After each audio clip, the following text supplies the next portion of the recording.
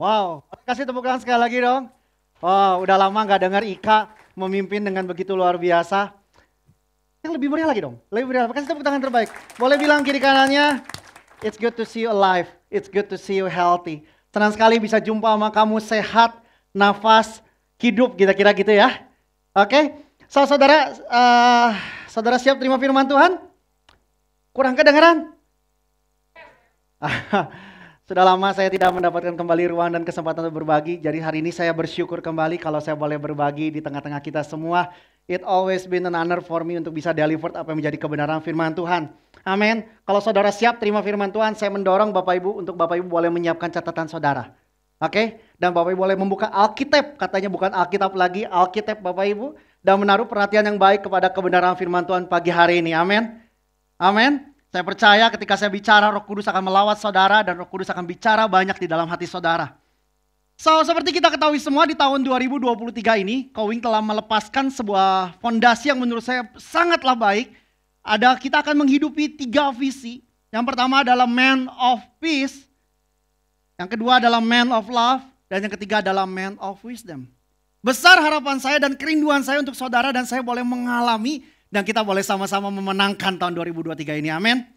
Mungkin percaya 2023 ini katanya banyak sekali tantangan, tapi saya percaya ketika kita menghidupi ketiga visi ini, kita akan mengakhiri 2023 dengan kemenangan. Yang setuju katakan amin. So, di bulan Januari ini, di akhir minggu ini kita akan masih bicara banyak tentang Man of Peace. Nanti di bulan depan, kita akan masuk ke dalam Man of Love. Dan di bulan Maret kita akan bicara tentang Man of Wisdom. Dan nanti di bulan keempat kita akan kembali lagi bicara Man of Peace. So, siapkan diri kita untuk kita bicara terus banyak ketiga hal ini karena seperti yang Kowing telah sampaikan. Kalau kita hidupi ketiga hal ini, saya percaya kita saja, amin. Wih, baik langsung ngong gitu ya. Oke. Oke, 2 minggu yang lalu, Coach Jeffrey, mungkin ada saudara yang hadir dan masih ingat dengan khotbah daripada Coach Jeffrey Tresna. Oke, Coach Jeffrey telah juga melapaskan sesuatu yang menurut saya sangatlah baik bahwa to becoming a man of peace ini merupakan sebuah identitas orang percaya. Yang setuju katakan amin. Man of peace adalah sebuah identitas yang Tuhan sematkan di dalam kehidupan orang percaya. Saya suka sekali dengan ayat firman Tuhan di Yesaya 9 ayat yang ke-6. Dikatakan sebab seorang anak telah lahir untuk kita. Seorang putra telah diberikan untuk kita. Lambang pemerintahan ada di atas bahunya. Dan namanya disebutkan orang penasihat ajaib. Allah yang perkasa, Bapa yang kekal. The Prince of Peace. Dalam terjemahan lain dikatakan the ruler who bring peace. Di Matius 5 ayat ke-9 dikatakan berbahagialah orang-orang yang membawa damai. Karena mereka disebut anak-anak Allah. Berapa ya saudara di sini percaya bahwa Yesus bertahta di dalam hatimu? Angkat lambaikan tanganmu. Berarti saudara perlu mempercayai bahwa identitas saudara adalah the man of peace. Amen? Karena kita beroleh identitas sebagai man of peace. Oleh karena itu kita juga sematkan sebuah panggilan, sebuah tanggung jawab, sebuah responsibility untuk kita mengerjakan fungsi kita sebagai man of peace. Oleh karena itu, Tuhan memberikan yang namanya kingdom mandate. Tuhan memberikan yang namanya sebuah perintah untuk saudara dan saya kerjakan. Amen. Kalau kita lihat, ada yang disebut dengan cultural mandate. Ada yang disebut dengan mandat budaya.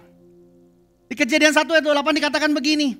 Allah memberkati mereka, lalu Allah berfirman kepada mereka, beranak cuculah dan bertambah banyak.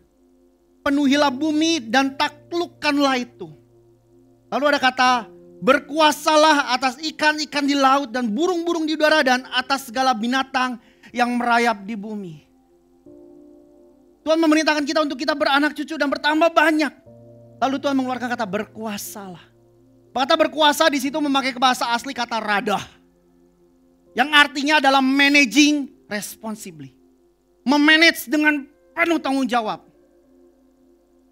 Mandat budaya berarti upaya mengintegrasikan tanggung jawab iman Kristen dalam seluruh aspek kehidupan manusia baik politik, ekonomi, sosial, hukum, pendidikan dan lain-lain untuk dikembalikan pada kualitas kemuliaan Tuhan.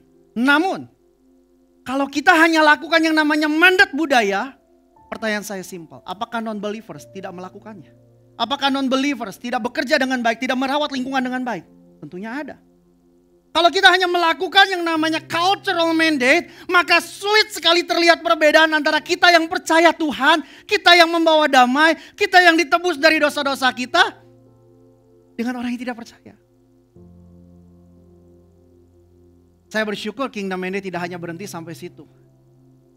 Lalu ada yang namanya the Gospel Mandate. Apa itu Gospel Mandate? Go therefore, make disciples of all nations. Help the people to learn of me, believe in me, and obey my words. Dan seterusnya. Amanat agung. Sebuah mandat yang hanya diberikan. Sekali lagi, hanya diberikan kepada gereja. Hanya diberikan kepada orang-orang yang sudah mempercayai Kristus sebagai Tuhan dan Juru Selamat. Oleh karena itu panggilan ini adalah panggilan bukan hanya untuk hamba Tuhan. Panggilan ini adalah panggilan untuk setiap saudara dan saya. Panggilan ini adalah panggilan buat semua orang yang sudah mempercayai Kristus sebagai Tuhan dan Juru Selamat. Mandat panggilan berarti orang-orang Kristen. Di sini siapa yang Kristen? Angkat tangan. Berarti saudara dan saya punya tanggung jawab. Bertanggung jawab untuk memberitakan Injil Kristus di tengah dunia berdosa. Mandat penginjilan adalah sebuah misi yang hanya diberikan kepada gereja, kepada orang percaya dan tidak diberikan kepada siapa-siapa. So, kalau kita menyadari identitas kita adalah the man of peace. A man of peace. Saya man of peace. Saya punya tanggung jawab. Artinya kita punya tanggung jawab untuk kita bersama-sama dengan Kristus. Terlibat di dalam sebuah misi. Amen. Saya bersyukur UCC, selamat datang yang baru pertama kali beribadah bersama-sama dengan kami. Mungkin ada wajah-wajah baru ya. Kalau sudah ternyata 1 kali 2 kali datang, maafkan saya. Tapi kalau belum, selamat datang. Oke, saya bersyukur di keluarga besar UCC, United Community Church ini, kita telah mendeklarasikan diri. We are a mission church. Kita adalah gereja yang gak fokus pada dirinya sendiri. Kita gak hanya menjadi gereja yang hanya meributkan atau memperdebatkan atau mempelajari hal-hal yang mungkin sifatnya seperti seolah-olah Alkitabiah. Tetapi kita menjadi gereja yang keluar. Gereja yang menyelamatkan dunia yang hilang. Amin. So pertanyaannya apa itu misi? Saya mau ajak saudara melihat pengertian dari sebuah kata misi yang sangat simpel. Terus saya renungkan ini. Misi adalah hati Tuhan agar semua manusia diselamatkan. Misi adalah hati Tuhan agar semua manusia diselamatkan. So, saudara dan saya dipanggil, punya tanggung jawab, diberi identitas untuk saudara dan saya melakukan misi.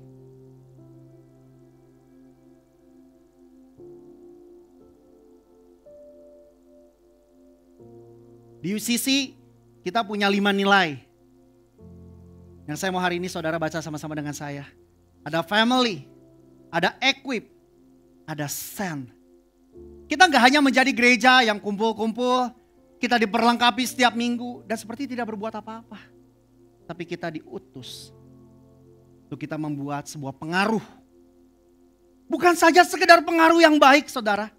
Saya mau kasih saudara bekerja dengan excellent, it's good.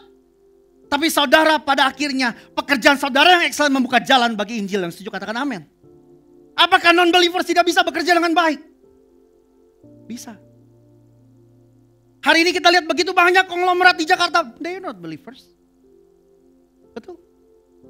Bahkan pergerakan sosial pun mungkin Kristen kalah. Tapi ada satu yang membedakan. Waktu kita apa? Waktu kita membuka jalan bagi Injil. Roma 10 ayat 14 sampai 15.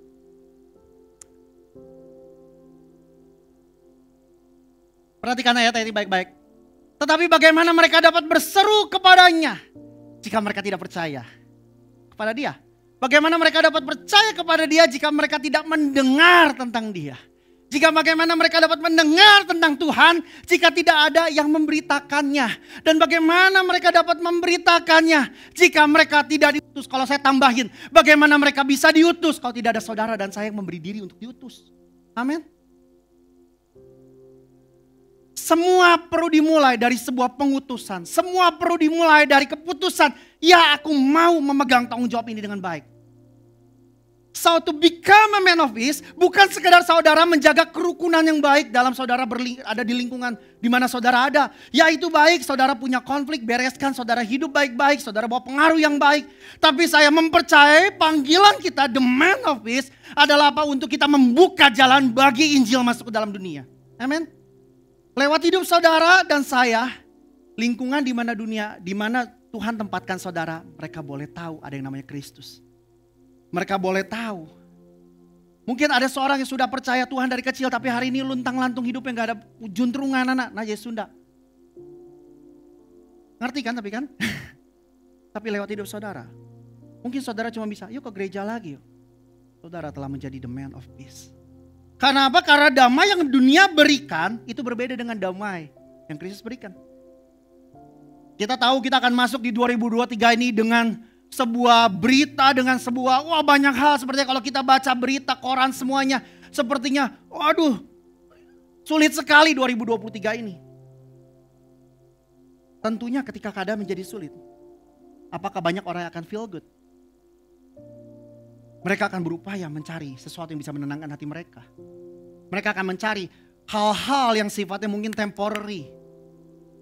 Oleh karena itu bisnis traveling hari-hari ini sangatlah laris. Dunia memerlukan kita. Saya setuju dengan kata-kata dari Billy Graham almarhum. Dia bilang ini, saya seumur hidup berfokus pada satu tujuan. Untuk membantu orang membangun hubungan pribadi dengan Tuhan. Dan saya percaya bahwa hubungan ini dibangun berdasarkan pada pengenalan akan Kristus. Saya mempercayai semakin saudara mengenal Kristus, saudara akan membantu orang lain mengenal Kristus. Kalau saudara mengalami sesuatu yang baik dalam hidupan saudara, maka tidak perlu ada tekanan dari luar, maka saudara akan melakukannya dan spread the good news. Betul? Kalau saudara hari ini menikmati, mencicipi sebuah restoran, kayak saudara kita, Ko Irwan, di bulan Februari nanti akan membuka restoran ramen. Kasih tepuk tangan. Apa namanya? Katsu apa ya? Katsuta? Terus? Tata. Katsuta Koimonoya, betul? Dapat ramen gratis ya. Saya mencoba dulu di PVJ, enak. Makanya hari ini saya kasih tahu saudara, apakah Ko Irwan ngasih ramen? Enggak, baru saya minta. Udah. Kok hilang? So kalau saudara mengerti hal ini, sekali lagi saya mau ulang, bahwa ini bukan panggilan buat hamba Tuhan, tapi panggilan buat saudara dan saya. Vin, nantilah, aku masih sibuk dengan bisnisku. Vin, nantilah, aku masih pusing dengan keluarga, aku masih pusing dengan keuangan, dengan bisnis, dengan hal sebagainya. Sejauh saya mengalami, sejauh saya melakukan, tidak pernah Tuhan tinggalkan saya. Tidak pernah Tuhan biarkan saya menghadapi tantangan sendirian. Hari ini saya dikaruniai 3 anak dan 9 anak bulu. Enggak, saya punya 3 anak, saya 14 tahun menikah. Saya dipercaya untuk mengelola 2 perusahaan. Saya tahu tidak mudah. Tetapi kalau waktu kita memberi diri, ya Tuhan saya mau. Hari ini saya katakan hidupan saya baik-baik karena Tuhan ada bersama-sama dengan saya. Waktu saya renungkan hal ini, Roh Kudus ingatkan ada sebuah cuplikan film. Ada sebuah film yang pernah saya tonton. Tuhan, Roh Kudus pimpin untuk saya bisa bagaimana saya mau menggambarkan hal ini. Ada 4 hal yang saya mau deliver kepada saudara. Namun sebelumnya saya mau mengajak saudara nonton sebuah cuplikan movie yang saya pernah muncul dalam Netflix, saya punya feed Netflix saya gitu ya, berjudul Thai Cave Rescue. Saudara pernah lihat? Pernah nonton? Dan sebelum saya lebih lanjut, saya mau ajak saudara lihat trailernya ya. Oke, lampu boleh dimatikan. Breaking news right now out of Thailand. Rescue teams are working through the night to save 12 boys and their coach trapped inside a cave. The monsoon had come early. The conditions in the cave were impossible. There was a very strong feeling that the children couldn't be still alive. We need expert cave divers out here. The Thai Navy SEALs put everything they had into it, but only this group of people who do it as a weekend hobby has those skills. I was thinking this has actually got our name all over it. You couldn't see your hand in front of your face. Trying to wriggle through holes that I couldn't wriggle through, finding a bigger space, sliding through, and then repeating again and again.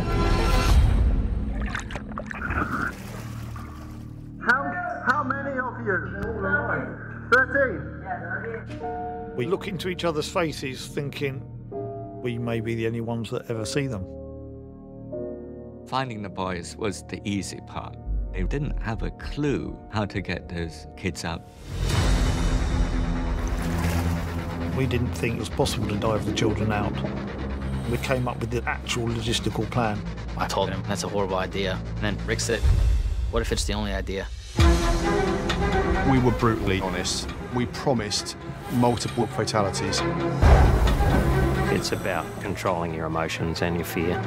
Panic is death in the cave. My mind was on overdrive. Oh my God, am I going to be good enough? If they die, it's going to tear me apart. If you don't dive, everyone will die. I told the guys, this is a one-way trip. Once you start, you cannot stop. Believe. Believe. Oke, sebuah film yang diangkat dari sebuah kisah penyelamatan yang pernah terbesar, pernah terjadi di tahun 2018. Film ini saking begitu masif, kisah penyelamatan ini bahkan dibuat di dalam, boleh dikembalikan ke PowerPoint saya? Film ini telah dibuat dan disadur oleh berbagai sutradara film. Boleh tolong dibantu aja, Ko Pipit. Ada yang berjudul 13 Lives. Yang tadi saudara lihat adalah yang dari National Geographic. Itu The Rescue. Film ini ada yang judulnya The Rescue, ada yang judulnya 13 Lives. Tapi kalau saudara mau lihat di Netflix, dan tadi saya pastikan pagi hari masih ada. Judulnya Thai Cave Rescue. Bercerita tentang 13 orang anak Thailand. 12 anak dan satu pelatih mereka sepulang mereka tergabung dalam sebuah klub sepak bola bernama Wild Boars. Dan seketika mereka pulang berlatih, mereka bilang, ayo kita rayakan salah satu member klub kita, member Komsel kita, member klub ya, member klub sepak bola untuk kita ulang tahun. Dan pergi ke gua bernama Tang Luam. Dan mereka bermain di gua situ sampai, karena mereka masuk lebih lama, lebih dalam, lebih lama, lebih dalam, lebih lama, lebih dalam. Dan akhirnya tidak disangka hujan mengguyur Thailand Utara dengan begitu deras dan tidak disangka. Tidak ada yang tahu, anak-anak itu tidak tahu, air mulai merendam gua tersebut. Dan ketika air mulai merendam gua tersebut, mereka panik dan mereka memaksa mereka untuk mereka masuk lebih dalam. Dan kalau saudara nonton dari film itu, nanti akan ada 9 chamber, 9 ruangan yang jaraknya belasan kilometer. Dan tahukah saudara, diperlukan 11 jam atau 6 jam ya. 6 jam untuk bisa mengeluarkan satu anak dalam penyelaman. Full penyelaman 6 jam untuk mengeluarkan satu anak sampai keluar mereka bisa melihat terang. Begitu masif, begitu besar, begitu luar biasa kisah ini. Anak-anak ini tidak bisa melihat terang dalam 18 hari. Anak-anak ini terjebak di dalam gua tersebut selama 18 hari. Seminggu pertama mereka tidak dapat suplai makanan. Mereka hanya bertahan dengan minum air gua. Melibatkan 10.000 orang. 100 penyelam dari berbagai belahan dunia. Dari US, UK, China, Jepang, Myanmar, Laos, Belgium, Australia. Menghabiskan 700 tabung oksigen. 1 billion liters of water. 2.000 tentara dari berbagai macam negara. Waktu saya renungkan, saya ingat lagi saya pernah nonton film ini. Roh Kudus bicara, what do you feel when you become one of those child? Apa yang kamu rasa kalau kamu menjadi salah satu anak tersebut? Atau apa yang kamu rasa kalau anak kamu yang terjebak di dalam gua tersebut? Tadi kita lihat di National Geographic yang asli kan, itu yang asli ya, bukan buatan. Bagaimana orang tuanya berdoa. Apakah mereka feel good? Wih asik, 18 hari gak ketemu orang tua, gak apa. No. Tentunya mereka mengalami ketakutan yang begitu luar biasa, kecemasan, bahkan mereka mungkin berpikir, kayaknya gue udahan deh, waktu gue udah beres di sini deh. Kayaknya saya gak pernah bisa lihat lagi terang. Mereka akan ada dalam situasi no hope.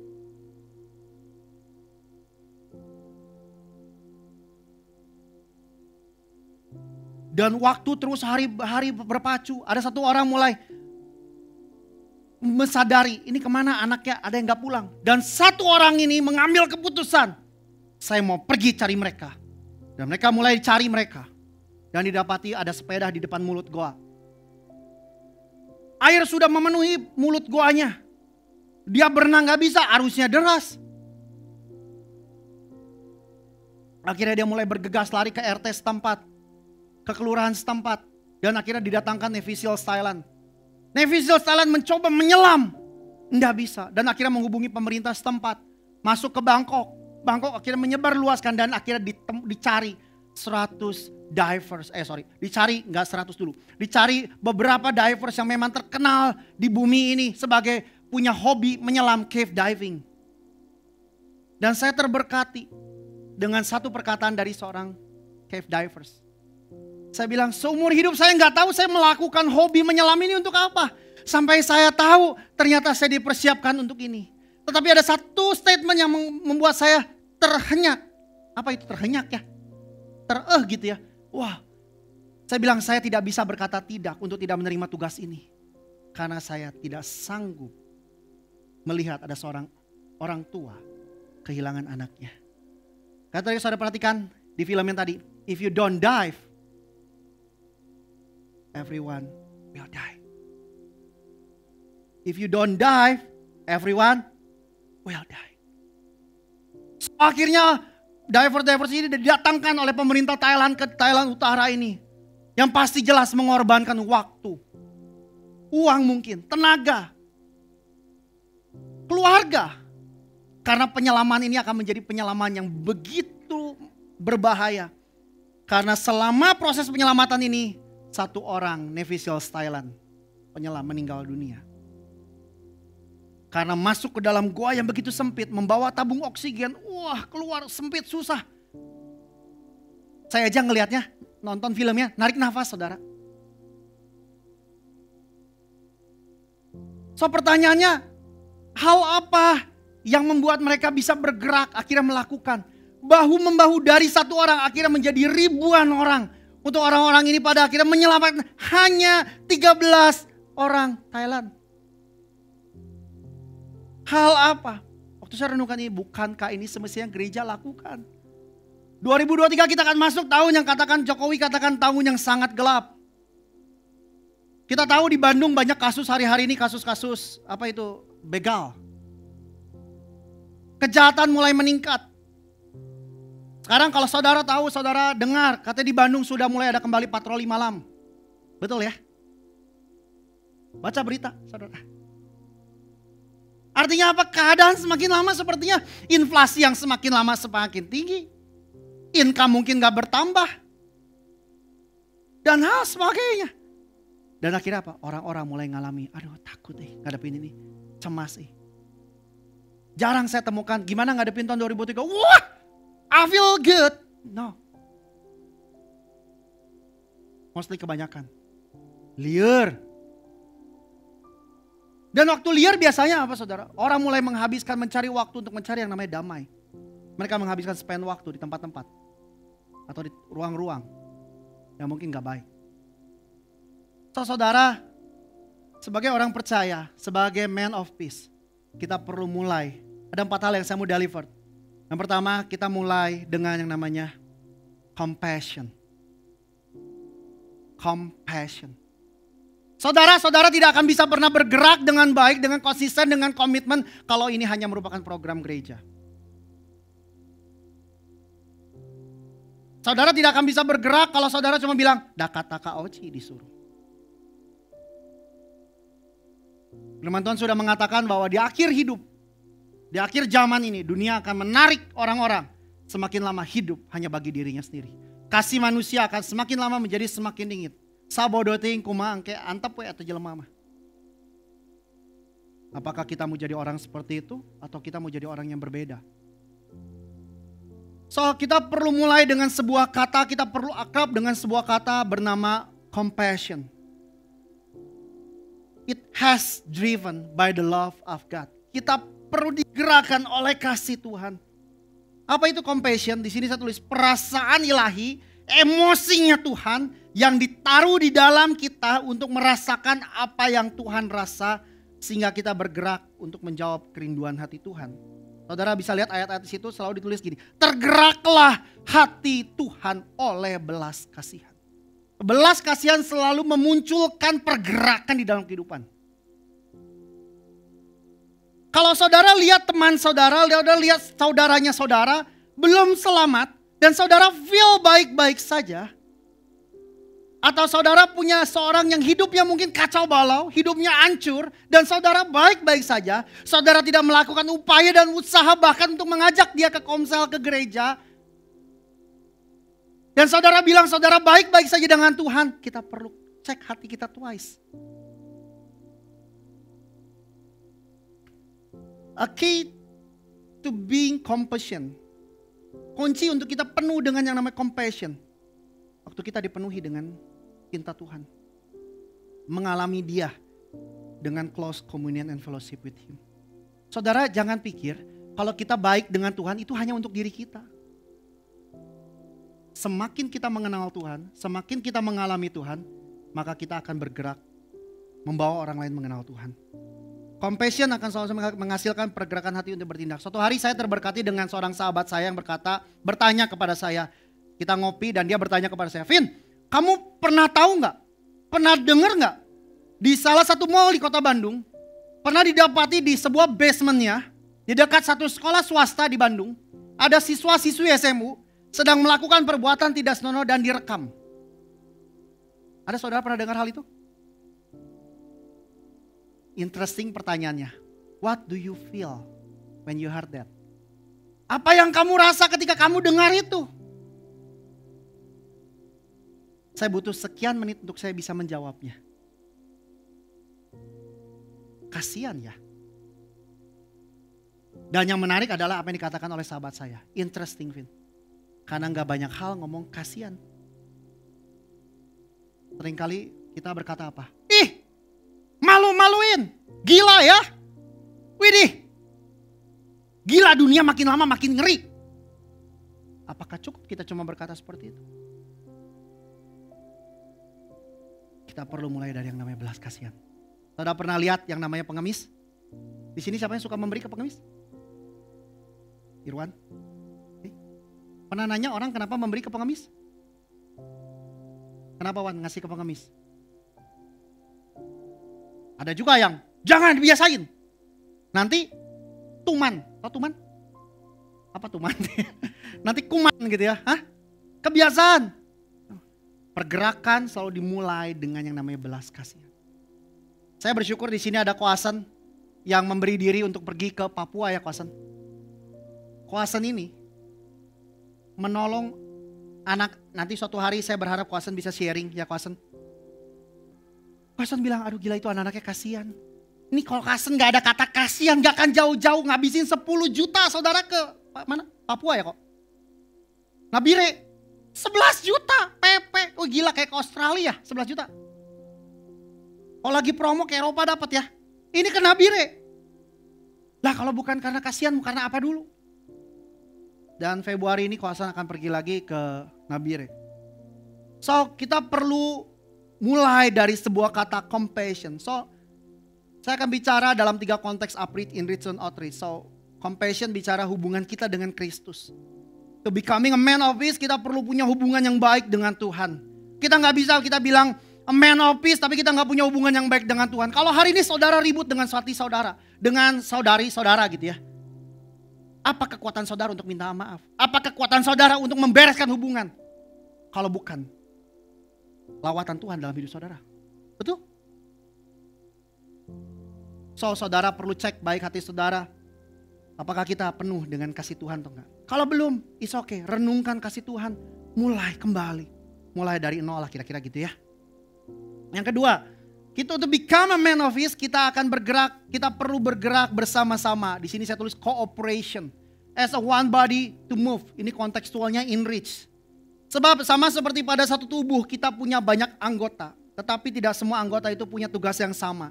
Demikian juga kita, walaupun banyak adalah satu tubuh di dalam Kristus. Tapi kita masing-masing adalah anggota yang seorang terhadap yang lain. Ini bicara covenant. Saudara bertanggung jawab dengan saudara yang lain.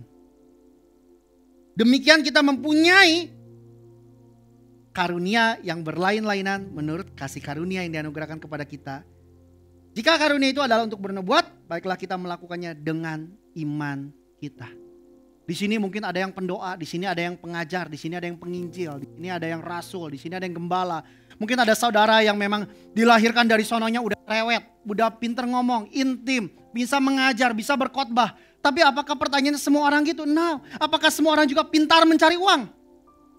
Enggak. Ada yang memang karunianya pedagang, ada yang karunianya memang businessman. Ada yang karunia saya mah gak bisa ngomong, saya mah pendiam tapi saya cermat. Saya bisa menyiapkan semua kebutuhan Komsel. Gak bisa, saya mah cuma bisa nge-WA-in orang. Betah kalau di WA lama-lama. Semua kita punya karunia yang berbeda-beda. Tetapi semua karunia yang berbeda-beda itu dititipkan oleh Tuhan. Sekali lagi saya mau ingatkan, bukan untuk diri saudara.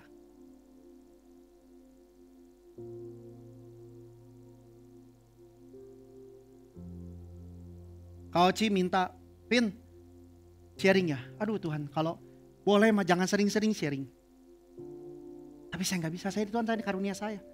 Saya punya potensi, saya mau kasih buat Tuhan. So kita perlu yang namanya collaboration. Kita perlu yang namanya bekerja bersama-sama. Nggak semua orang pintar menyanyi kayak Ciliani, mana Cilianinya? Betul? Tapi juga semua orang kuat ada di meja belakang belajar yang namanya soundman. Betul? Semua orang punya karunia yang berbeda-beda. Keindahan sebuah tubuh Kristus terdapat dalam berbagai macam perbedaan yang bertujuan untuk melengkapi, untuk bergerak bersama-sama untuk sebuah tujuan. Kalau kita lihat dalam kisah penyelamatan tadi, mungkin sepertinya terlihat yang ter-highlights, sepertinya diangkat jadi hero. Sepertinya hanya orang-orang yang mungkin bertemu pertama kali dengan anak itu dan akhirnya berupaya menyelamatkan anak itu. Tapi tahukah saudara, bahwa penyelaman ini tidak akan pernah berhasil tanpa hadirnya seorang dokter. Buat apa dokter? Karena saudara pertama kali anak-anak ini dijumpai oleh penyelam. How many of you? 13 alive. Perasaan anak-anak itu pertama waktu lihat penyelamnya gimana? Kalau bahasa komik GASP, gasp gitu ya. Gitu. Ya ting macana eta naon GASP. Betul? Tapi masalah tidak selesai. Pertanyaannya bagaimana mengeluarkan 13 anak itu melewati stalagmit yang mereka bukan penyelam profesional dan membawa anak ini supaya anak ini tetap keluar hidup. Di titik-titik mereka berproses, mereka meeting. So kalau hari ini pastoral meeting, pastoral berusaha, itu it's a part. Mereka sampai mentok dan akhirnya mereka ada satu kala mau menyerah. Kayaknya gak bisa lah. Kayaknya udah gak bisa. Sampai mereka bilang gini, lebih baik kita coba, lebih baik kita bawa 1 mayat daripada 2 mayat. Widih. Dan akhirnya puji Tuhan mereka berjumpa dengan seorang dokter yang memberi saran kepada mereka. Kita anestesi aja. Karena kalau gak dianestesi, waktu dibawa penyelaman 6 jam, di sini siapa yang pernah menyelam? Atau fobia tempat sempit ada? Apa yang terjadi? Panik. Bayangin saya di film itu digambarkan prosesnya anak-anak itu mulai. Oke ya, ready ya, kita akan menyelam ya, kamu saya suntik ya, tenang ya. Anak-anaknya udah ketakutan, udah dan sebagainya, udah kedinginan dan hal sebagainya. Dan anak itu mulai disuntik di pahanya dan mulai ditidurkan. Itu yang ditidurinnya juga deg-degan, yang nyelamnya juga deg-degan. Sampai chamber berapa cepet-cepet disadarin dulu, dicek denyut nadinya. Masih nafas. Dan akhirnya yang pertama kali butuh 11 jam. 11 jam menyelam untuk bisa mengeluarkan anak ini. Tetapi apakah orang-orang itu saja yang, karena orang-orang ini yang penting. Apakah hanya penyelam dan dokter tersebut? Enggak saudara. Bagaimana dengan orang-orang yang mungkin tidak terlihat ada di site lokasi tersebut. Tetapi mereka sedang membuang air hujan yang ada dari sungai lain yang mau masuk ke gua itu. Saudara bisa saksikan nanti di filmnya. Mereka bikin pompa, mereka datangin pompa, nggak tahu dari mana pompanya gede-gede. Mereka bawa tentara, bawa ke satu daerah yang jauh posisinya dari hutan tersebut. Mereka mulai mengalihkan. Ini airnya nggak boleh masuk ke gua situ, nggak boleh. Karena apa? Karena mereka tidak bergegas secara cepat, mereka tidak bergerak secara cepat. Air makin lama makin merendam. Oh, sepertinya buat kita memenangkan jiwa atau kita memulihkan jiwa sepertinya perlu orang-orang cuma hanya kayak Kak Oci. Saya mau kasih tahu Anda, saudara. Oh, untuk menolong anak-anak di Papua kayaknya kita perlu orang-orang seperti Ko Asen doang. Kita perlu orang-orang yang mensupport. Kita perlu bisnismen yang memang pandai menghasilkan sesuatu untuk kita bisa support. Kita perlu orang-orang yang saya cuma punya waktu, saya cuma punya tenaga, saya cuma punya ini, saya cuma bisa ini. Kalau kita tujukan semuanya untuk kepentingan tubuh Kristus, maka kita sudah bergerak as a one body. So kita perlu yang namanya persaudaraan kita di tempat ini. Kalau ada seseorang mungkin sedang terikat dalam sesuatu yang mungkin gak bagus, kita temani. Kita bantu pelan-pelan. Sampai kita melihat karya Tuhan dinyatakan lewat hidup seorang. Kalau orang-orang, saya di sini juga bersyukur ada beberapa sahabat saya yang saya menyaksikan berbagai perubahan yang terjadi dalam sahabat-sahabat saya di Komsel Gucci. Dan hari ini mereka menjadi orang-orang yang dewasa, orang-orang yang hebat. Dan kasih tepuk tangan dong. Apakah itu peran dari satu orang? Apakah itu peran hanya dari Kak Oci? Enggak, saudara. Tapi daripada setiap kita saling melengkapi. Yang gak harus dengan bahasa yang kaku. Cuman mungkin syate hayo tuh ke gereja lagi. Ya mungkin cuma bahasa bisa kayak gitu. Betul? Lah orang-orang yang menolong anak-anak 13 Lives juga itu juga gak semuanya orang terpelajar. Tapi mereka waktu bersatu hati, bertujuan.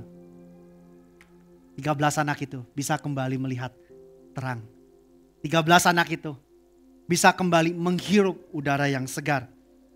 So, yang pertama adalah compassion, yang kedua adalah cooperation. Nah, namun kedua hal ini perlu dibalut dengan yang namanya the sense of urgency. Kita perlu ingat bahwa dunia sedang menuju kepada satu hal yang gak baik. So, kita perlu mengerti kita punya waktu yang krusial. Kita perlu banyak waktu yang kita manfaatkan dengan baik. Waktu saya renungkan hal ini saya tidak ngerti yang namanya sense of urgency, saudara. Sampai Roh Kudus bicara bahwa sense of urgency bukanlah sekedar saudara tergesa-gesa dan rusuh. Tapi saudara memanfaatkan waktu saudara dengan baik.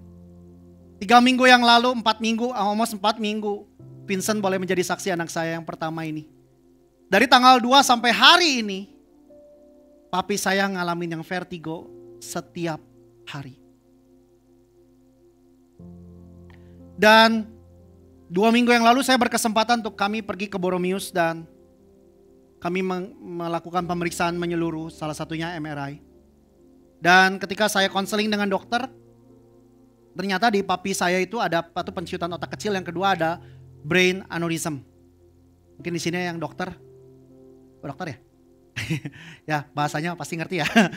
Ada brain aneurysm yang which is tindakannya perlu di coiling. Apa itu brain aneurysm? Simpelnya begini, pembengkakan pembuluh darah yang sewaktu-waktu bisa pecah.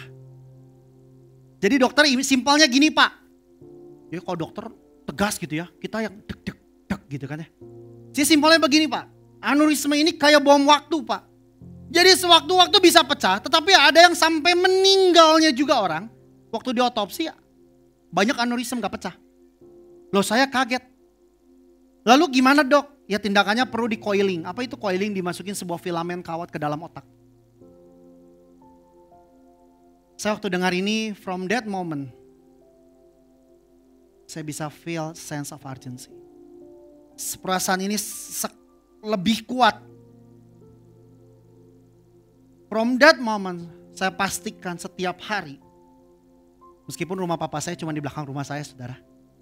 Tapi saya pastikan datang dan lihat dan sapa. Kalau dulu saya capek, ya pulang-pulang aja. Tapi from that moment sampai hari ini, saya pastikan saya samperi papi saya dan saya tanya, gimana kabar hari ini? Udah minum obat belum? Saya mencoba memanfaatkan waktu saya dengan baik. Bukan takut, papi saya sewaktu itu ada apa-apa. Otong kemarin ketemu papi saya, masih jak-jak. Cuma saya mau pastikan saya uhau sama kolot setiap hari. Saya punya sense of urgency.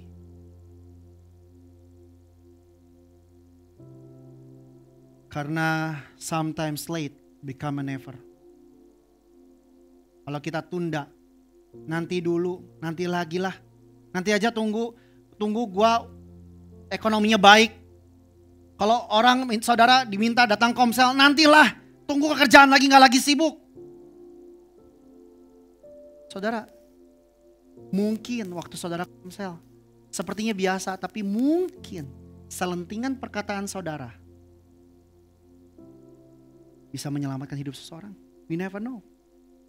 Tapi kalau kita menunggu segala sesuatunya menjadi baik, tidak akan pernah ada waktu yang tepat sesuai dengan standar saudara, baru saudara berkata. Tidak akan pernah ada waktu.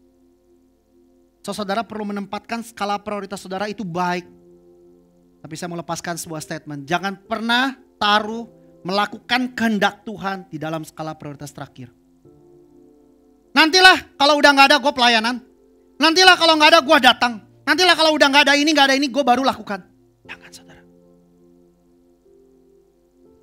Di 2022 banyak orang katakan tahun menjadi tahun yang kurang baik bagi banyak orang. Tapi waktu saya di awal Januari saya flashback ke belakang. Tahun 2022 menjadi tahun yang cukup baik bagi saya. Di tahun 2022 saya diminta waktu itu untuk menolong memimpin pergerakan UCC dari Gerakan Lama ke Grace ini. Banyak orang bilang, Vin kamu mah ngabisin waktu di gereja. Tapi kalau saya boleh saksikan, from that moment saya tidak pernah kekurangan pekerjaan. Bahkan limpah. Saya beroleh anugerah Tuhan. Tapi bukan berarti kalau saudara hari ini melayani Tuhan. Dan saudara waktu terima anugerah pekerjaan saudara lakukan dengan baik. No, saudara perlu bekerja keras. Oleh karena Rasul Paulus katakan gini, oleh karena aku beroleh anugerah, aku bekerja lebih keras. Capek. Tapi waktu saudara bisa lakukan itu, pada akhirnya nama Tuhan dipermuliakan. Amin. Saya tiba di poin saya yang terakhir. Yang terakhir kita perlu punya namanya komitmen dan comply to the Holy Spirit. Komitmen, saya terberkati dengan Om Hengki. Saya coba lihat-lihat tadi hari ini Om Hengki gak ada. Tapi kalau saudara temui Om Hengki, mungkin di sini yang belum kenal nanti saya dorong Bapak Ibu kenalan sama papahnya Kak Oci namanya Om Hengki. Seorang yang gak pernah lelah, setiap minggu, setiap pagi, setiap hari Minggu pasti WA saya dan bilang, selamat pagi puji Tuhan, apa kabar, selamat melayani. Dan kalau saudara lihat sorot matanya Om Hengki, penuh dengan cahaya. Waktu saya belum punya anak yang kedua, Om Hengki selalu berdoa buat anak saya. Saya punya Warren, makanya saya kasih nama Warren Faith. Saya melihat ada sebuah bukti komitmen yang kuat. Saya gak kenal Om Hengki dari muda, saya kenal udah tua. Tapi sampai hari ini saya gak pernah lihat ada rasa letih, rasa lelah, rasa capek, enggak. Kalau hari ini, kebetulan hari ini Kogun, Cik Kristina lagi gak ada. Jadi hari ini Om Hengki gak ke gereja. Kalau Kogun, Cik Kristina ada, pasti ke gereja. Sampai kapan komitmen kita mengerjakan amanat agung, mengerjakan misi ini? Sampai akhir nafas kita.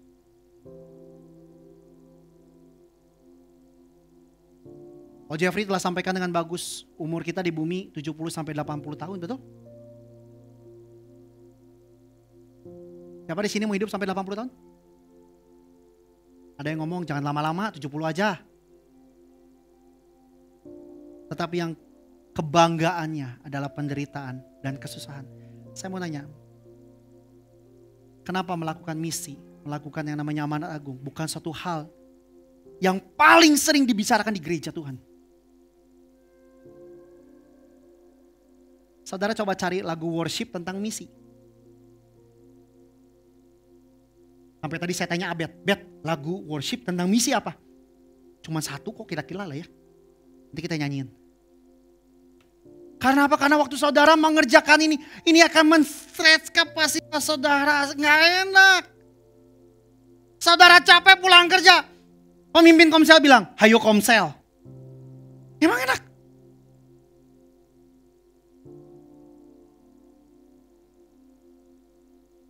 Waktu saudara meeting dan saudara berbeda pendapat, ada konflik, emang enak?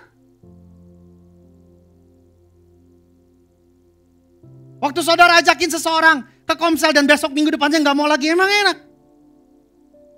Enggak enak. Tapi kalau saudara terus setia. Pada akhirnya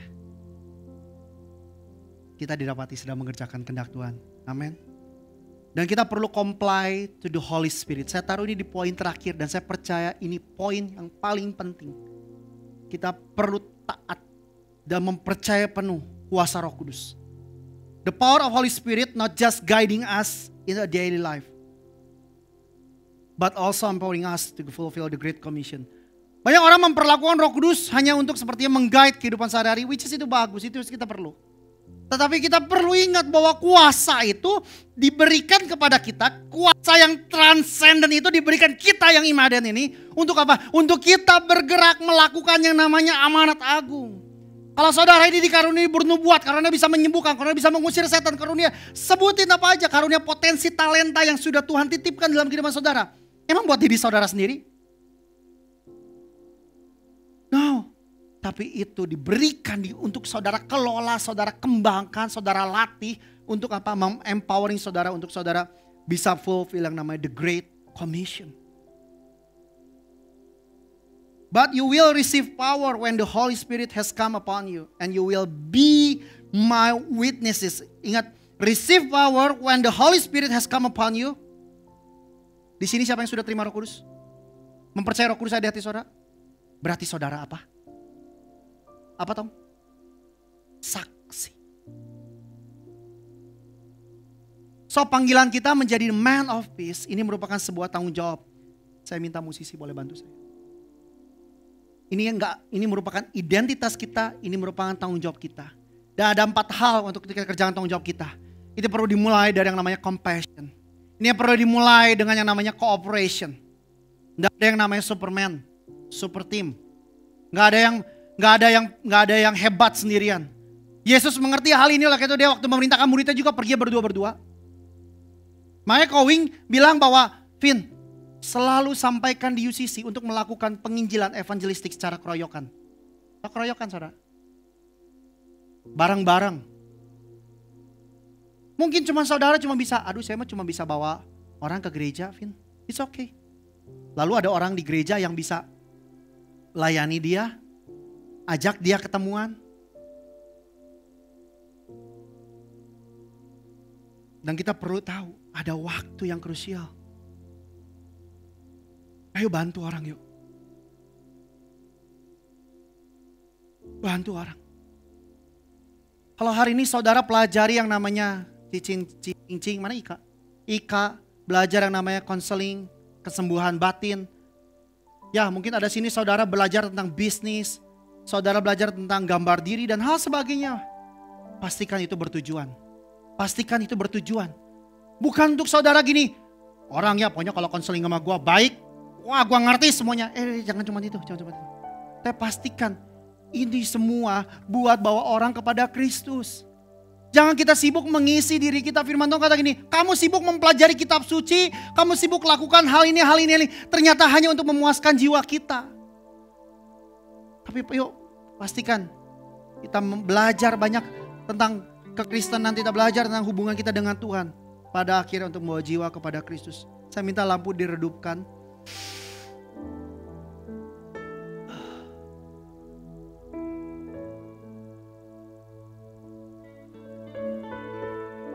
Teduh sejenak di hadapan Tuhan.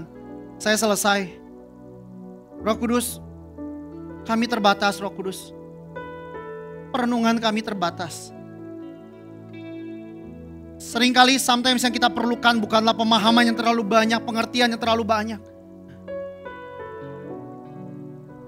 Tapi sometimes yang kami perlukan adalah kami merasakan kasih Tuhan. Emosinya Tuhan. Yang memampukan kami untuk kami bangkit berdiri. Bangkit dari keterpurukan kami. Bangun dari kejatuhan kami. Dan kami mulai stop. Tidak menangis lagi untuk diri kami sendiri Tuhan. Tapi kami mulai menangis buat orang lain Tuhan. Selama ini kami dipersiapkan oleh berbagai macam kehidupan. Toh kami percaya tujuannya cuma satu. Untuk kami bisa menolong orang lain kenal Kristus. Kalau hari ini saudara yang mungkin mengalami dulu broken home. Kalau hari ini saudara yang mungkin dulu mengalami mungkin pernikahan yang dulunya nggak bagus. Tapi kalau hari ini saudara pernah mengalami keterikatan yang begitu luar biasa. Dan hari ini saudara bebas. Dan hari ini saudara menang. Dan hari ini saudara boleh beroleh sesuatu yang baru dalam hidup saudara. Saya mau kasih tahu, jangan cukup puas sampai situ. Tetapi mulai ceritakan, mulai bantu orang, mulai tolong kehidupan orang lain. If you don't dive, everyone will die. If you don't dive, everyone will die. Kalau nggak ada satu orang, nggak ada saudara dan saya yang memberi diri untuk diutus melayani. Lihat bangku saudara kiri kanan masih begitu banyak bangku yang kosong. Saya bilang bukan untuk sekedar memenuhi gelar Arkana ini, bukan saudara. Tapi pertanyaan adalah seberapa banyak jiwa lewat hidup saudara boleh semakin bertumbuh kepada Kristus. Kalau saudara ketemu saudara orang yang mungkin hidupnya berantakan, rangkul, ajakin lagi. Toh bukan saudara yang menentukan hasilnya. So saya mau gereja ini bukan menjadi gereja yang berpusat egosentris pada diri sendiri, memperdebatkan hal-hal atau membicarakan atau mempelajari hal-hal yang hanya bersifat alkitabiah, seolah-olah alkitabiah dan hanya untuk diri sendiri. Tapi saya mau kita menjadi gereja yang misioner. Gereja yang memenangkan jiwa satu. Kalau saudara dan saya lakukan ini semua, seluruh landscape kehidupan kita akan berbeda. Saudara, saya mau kasih tau gini, saudara tidak akan pernah menyesal saudara melakukan ini. Kehidupan saudara akan menjadi signifikan. Kehidupan saudara akan merasa puas di bumi ini. Bukan karena saudara berkelimangan materi, bukan. Tapi karena kehidupan saudara mulai berarti bagi kehidupan orang lain. Terima kasih Tuhan, terima kasih. Terima kasih. Saya undang setiap kita bangkit berdiri.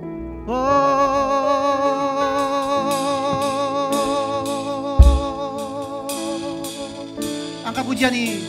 Tuhan, ini tugas kami, beri keberanian bagi kami. Come on, church, sing it out. Taruhlah roh yang rela melayani dan menyenangkan hati Tuhan, itu yang ku ingini. Tuhan, ini tugas kami, beri keberanian bagi kami. Taruhlah roh yang rela melayani dan menyenangkan hati Tuhan, itu yang ku ingini. Tuhan, ini tugas kami, beri keberanian bagi kami. Taruhlah roh yang rela melayani dan menyenangkan hati